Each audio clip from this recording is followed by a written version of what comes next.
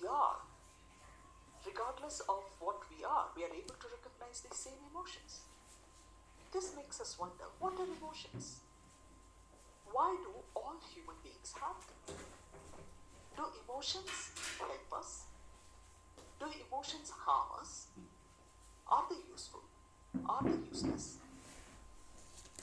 Now, let's look at some brief information about emotions. The facial expressions for basic emotions such as fear, sadness, disgust, and pleasure are identical across cultures, indicating that there is some inborn genetic mechanism common to the entire human race. There is a genetic mechanism which all of us human beings share. So all human beings go through the same emotions, much as we would like to believe that what I'm going through is very unique. So if I'm feeling sad, I don't think anyone else is going to understand what I'm going to feel, but unfortunately or fortunately, others can understand what they're going through because the entire human race can feel these emotions. Now, our emotional brain and its responses have been shaped and preserved for over millions of years of evolution. So this is not as if you and I are the first generation to be born with emotions. Emotions have been there in humanity for millions of years. Humanity is hardwired for emotional response. Our human brain is hardwired on how we respond. So it's part of our genetic makeup. I have over here on top of this slide over here, on top of your screen, as you can see, the Oxford Dictionary definition of emotion. It says emotion is a noun and it refers to a strong feeling, something that you feel, such as love, fear, or anger. The part of a person's character that consists of feelings. So emotions consist of feelings. Right. Now let's understand that emotions, I'm repeating for those of you who couldn't hear me briefly, that it has been part of our evolution. Fear, for example, has possibly allowed us to be safe, not to do dangerous action. Just because we are afraid, it has preserved us. It has helped us survive as a race. We would be very scared to do certain things, and which is good for us. Because of the fear, we would not do some dangerous things. Jealousy and anger, though they are labeled as negative emotions, have helped to destroy the forces around us which we are afraid will destroy us. So if we want to survive, we have used these negative emotions. Love and compassion have allowed us to fall in love, create children, care for them, care for our society, care for all that is important to us. May it be our cattle, may it be our planet, may it be our plants. It's love which has preserved this world. Thus, emotions have helped us survive. But the question is, yes, from the time of prehistory, we had used emotions to survive and thrive on this planet. The question is, do we need the same emotions in the 21st century? Do we need emotions? The answer is, we surely do. Because emotions help us detect danger. Emotions help us to understand forces which will affect our survival. Emotions also help us to recognize love, compassion. Emotions help us to connect to fellow human beings. Okay?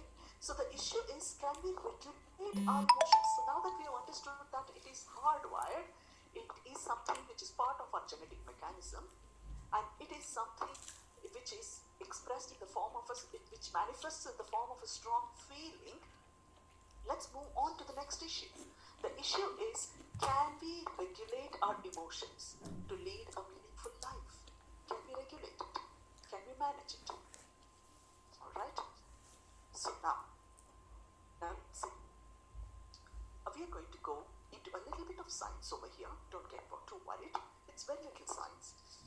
helps us to understand what we are saying better. Okay, it's a brief overview of how the human brain and emotions are connected. Professor Paul D. MacLean, who is a neuroscientist, put forward a theory called the triune brain. What is the triune brain? The triune brain means, as the word conveys, there are three parts to the brain. According to his theory, we are able to see that there are three parts to the brain. There is part one, which is called as the survival brain. And then there is the emotional brain, which is called as the second brain. Sometimes science refers to it as the limbic brain. And then there is the third brain, which is called as the smart brain. Now, according to Professor MacLean, these three brains developed over a long period in history in different stages. So the oldest brain that human beings have is very similar to the brains that most animals have. It's called as the survival brain. So that's where we feel certain things. Say, for example, this part of the brain is in charge of all the automatic processes that keep us alive. Over the years, this has become responsible for our heart rate, for our breathing, for our blood flow, for digestion. Now this is the automatic processes. Now most of us cannot control these automatic processes. Yes, there are some saints and some yogis and some researchers who claim that they can manage their breathing. They can hold their breath for long periods of time. But remember, after some time, the automatic process kicks in. Even if somebody can hold their breath for some few minutes, after some time, the automatic processes kick in because the automatic processes are responsible to keep us alive. Alright, it's very hard for us to manage this part of the brain. Now let's look at the emotional brain. The emotional brain is the brain which is responsible for emotions. Now these emotions make us feel safe, they make us feel in control, they make us feel happy and connected. And these emotions are very, very important for our survival. Okay, so these are very important devices these are very important for our survival. That's the emotional brain. Now let's look at the third brain. The third brain is supposed to be the latest brain. As the brain developed in human beings, this seems to be the last part which has developed. And this part of the brain does not exist in many animals. So this brain is called the thinking brain or the smart brain. This part of the brain is in charge for higher order conscious activity. So higher order thinking, like problem solving, decision making, rational thinking, happen in this part of the brain. So the process goes like this. If you can see on your screen a small word called stimulus. This stimulus appears either to your eyes, or you perceive it through ears, or you can smell it, or you can feel it, that there is something which requires immediate attention. That is stimulus.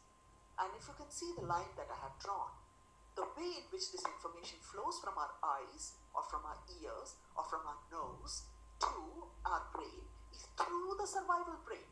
So the first to react often is the survival brain. These are the automatic processes. And the next to react is the emotional brain. So if the emotional brain perceives that there is some fear, there is something dangerous, and you experience fear, immediately you take to flight or fight. You stand and put up a fight, or you fly away, you run away from there. So that is the emotional brain. The emotional brain asks you to act immediately. Now these two parts of the brain are very important because they help you to survive. Say for example, you're crossing a road and suddenly you see that there's a vehicle coming towards you. The immediate instinct is to move away from the road. So these two commands are given by the survival brain and the emotional brain because you experienced fear and you stepped aside. is no time for the information to travel to the last part of the brain, that is the smart brain, where you process the information and take a decision whether you have to move out or not. This decision making, this rational thinking is not happening now. There is no time for this in emergency situations. Alright, I hope that this is clear. Now, what are the important takeaways from this theory by Professor MacLean? The first important takeaway is that our emotions have helped us immeasurably over the course of human evolution. Immeasurably. It has helped us. Emotions have helped us to survive. The big question now to ask is, are emotions helping us now? Alright, it has helped us survive because from the stage of primitive man to now, emotions have helped us to survive. But do we need them now? That's the big question. Now, look at this. We're saying emotional responses are milliseconds faster. So the emotional responses that our brain gives are milliseconds faster than cognitive responses, that is thinking responses. The lightning fast reactions that bypass the rational brain centers were often survival responses for our distant ancestors. Alright, if you notice, this lightning fast reactions, it bypasses the rational brain, the thinking brain, and this has been responsible for survival right from the time of our very, very distant ancestors. Let's look at what else is the main takeaway from MacLean's theory. The emotional brain sends us the warning of a crisis before the thinking brain can even process the incoming signal. So this happens before the information goes to the thinking brain. The body has been alerted and is ready to act on our behalf. The body has been alerted, there's sufficient amount of blood which has run to that part of the body, there is a command which has been issued, our legs have gotten ready to run away from the place. So this is very important, it helps us to survive. This is very important. So the point we are trying to make is the emotional brain has been conserved over the years for a purpose. And it's very important that we realize the purpose of emotions and we use these emotions to serve us rather than emotions controlling us. I hope this point is clear. We manage our emotions rather than our emotions managing us. Now, today that is today as in now in the 21st century, physical survival is less of a threat.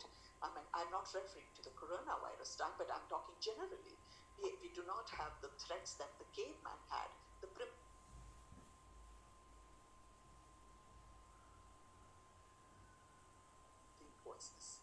So the physical survival is less of a threat than it was to primitive man. But the data from the emotional brain still gives us important clues to our surroundings and the actions we need to take. It's important that we have these emotions because it gives us a lot of clue. Okay, so I hope these points are clear. These are important takeaways from what we're saying. Right. Now those are emotions. And as you can imagine, we are now moving from the point of understanding what are emotions to understanding what is emotional intelligence. Right. Emotional intelligence, as the word would suggest to you, has something to do with intelligence. As you might have imagined, it probably requires the most intelligent part of the brain. That is the smart brain, that is the thinking brain. Okay, the precortex part of the brain, that is the frontal lobe of the brain, which allows us to think. Now, you might say, oh no, there is only one kind of intelligence, that is IQ, intelligence quotient. Yes, intelligence quotient was one of the main ways to measure if human beings are intelligent or not. And almost a large part of the 20th century relied on intelligence quotient to judge people. What we have over here now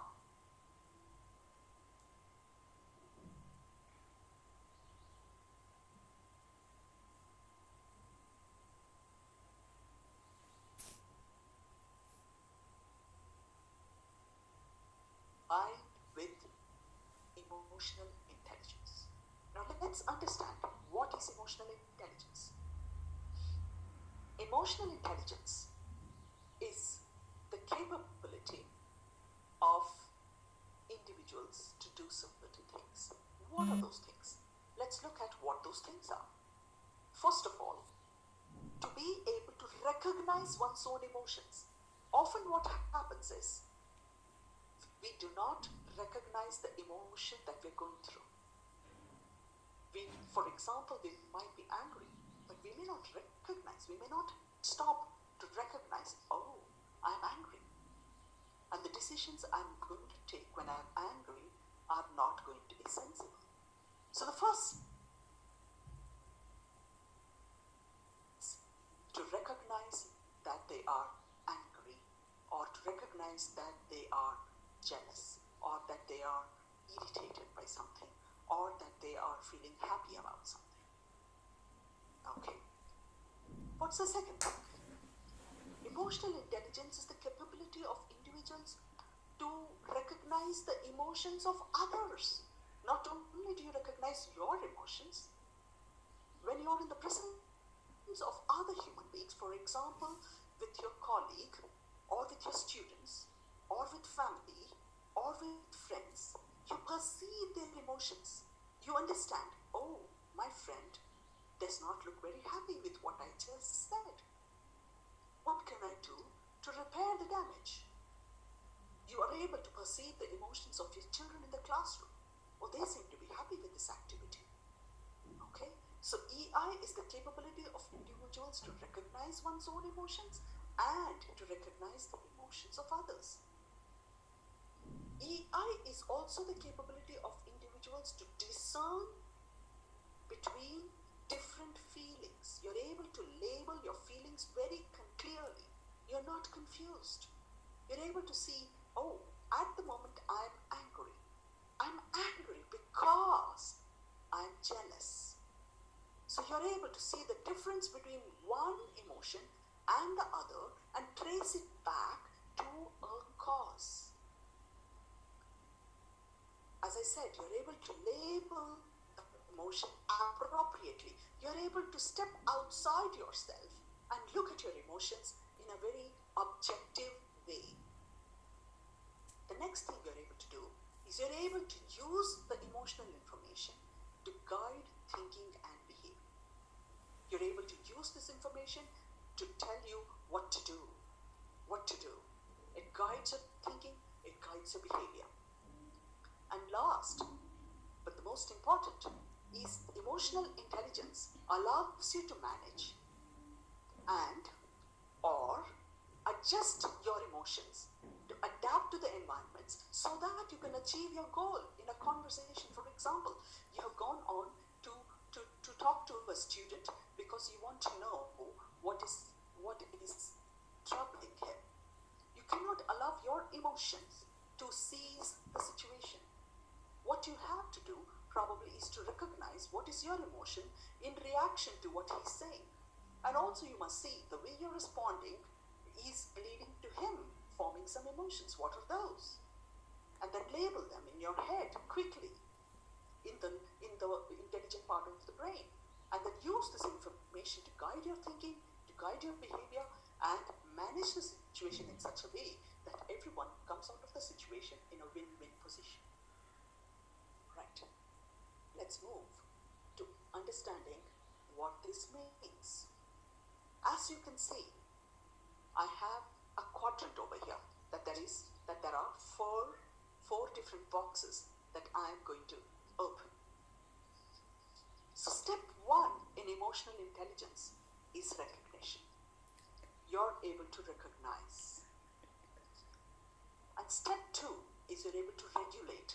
I hope you know the word regulate.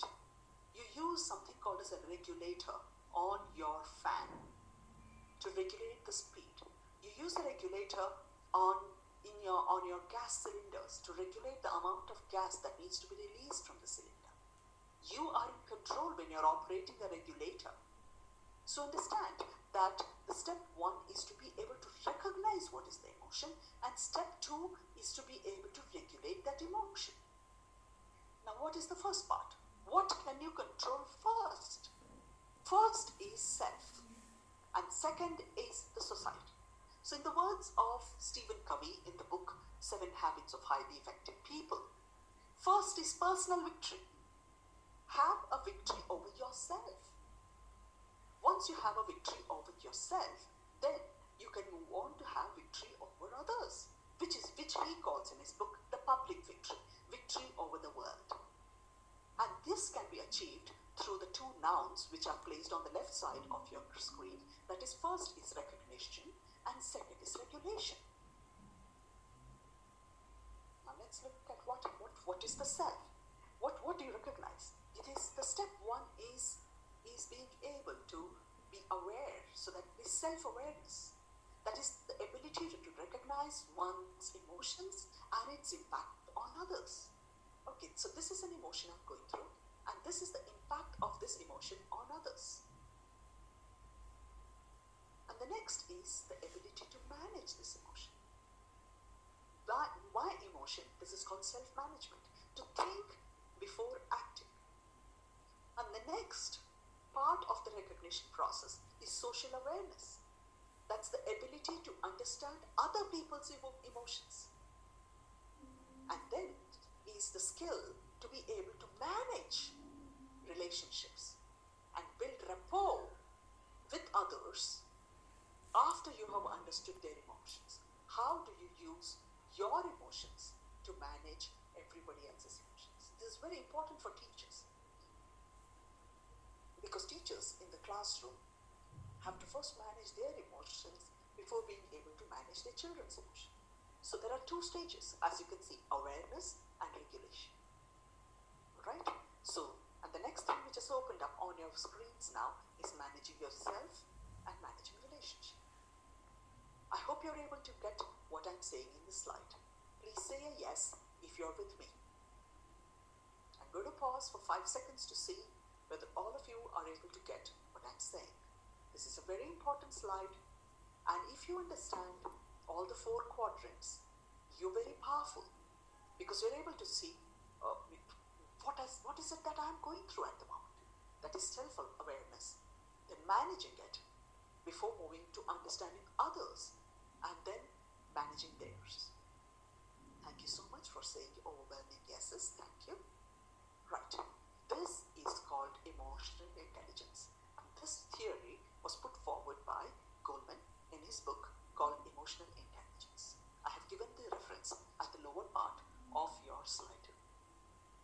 Right.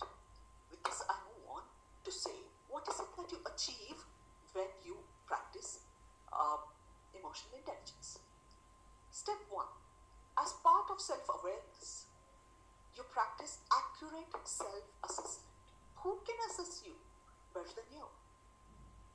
And the idea of continuously monitoring your emotions has been in our religions, all philosophies, from a very long time. Becoming self-aware. What am I going through? Why am I going through this? Okay, and this self-awareness leads to confidence that I am controlling myself. My emotions are not controlling me. The moment you give away your emotion in public, people are going to use that emotion to manipulate you. If people see that you're angry, you have revealed that you're weak at the moment.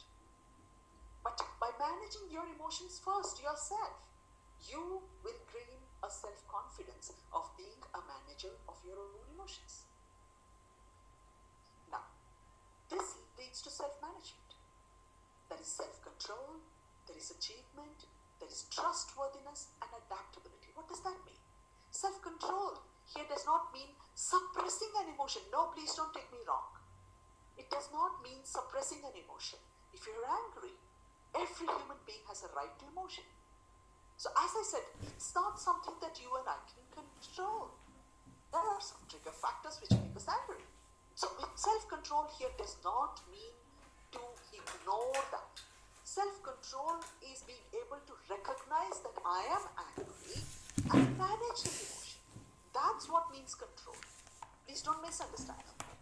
Many many people say self-control means to control your anger in the sense that, you want to pretend it's not there and divert yourself by listening to music or running away somewhere. No, but managing it is, okay, naming it. Okay, I'm angry. What's the cause of that? Going to the source of it and see what you can do about that.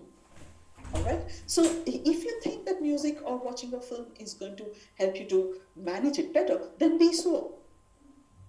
Now, self-management also gives you a sense of achievement. I have achieved this. I have achieved it. And nobody else has managed me. But I have managed myself. There's a high sense of achievement. And this continuous way of trusting yourself, you know when to trust your emotions. I will never fly off the hook because I know that I'm managing my emotions very well. And this also leads to adaptability, the ability to constantly change according to a situation is adaptability. That's the creatures who adapt the most are survivors. The creatures who refuse to adapt die out. This is